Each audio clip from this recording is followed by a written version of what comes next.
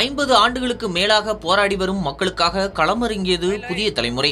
செய்தி வெளியான மறுநாளே சம்பவ இடத்திற்கு விரைந்து சென்ற அதிகாரிகள் விரைந்து நடவடிக்கை எடுப்பதாக உத்தரவாதம் அளித்துள்ளனர். 50 வருடமாக அங்கு நீடித்து வரும் பிரச்சனை என்ன, விரிவாக பார்க்கலாம்.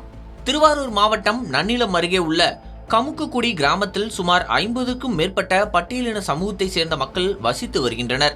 இந்த பகுதி மக்களுக்கு சுடுகாடு வசதி இல்லாததால் இறந்தவர்களின் உடல்களை வயல் வரப்புகளில் புதைத்து வந்தனர். பின்னர் பல கட்ட போராட்டங்களுக்கு பிறகு 10 ஆண்டுகளுக்கு முன்பு மயான கொட்டகை அப்போதைய அரசின் சார்பில் அமைத்து தரப்பட்டது. ஆனால் அங்கு செல்வதற்கு சாலை வசதி அமைத்து கொடுக்கப்படவில்லை. இதனால் இறந்தவர்களின் உடல்களை அந்த பகுதி மக்கள் விவசாய நிலங்களின் வழியாக சுமந்து செல்லும் அவல நிலை நீடித்து வருகிறது. இது தொடர்பாக மாவட்ட ஆட்சியர், முதல்வரின் தனிப்பிரிவு அலுவலகம் என 100க்கும் மேற்பட்ட மனுக்கள் அளித்தும் தற்போது வரை எந்த நடவடிக்கையும் எடுக்கவில்லை என அப்பகுதி மக்கள் வேதனை தெரிவிக்கின்றனர்.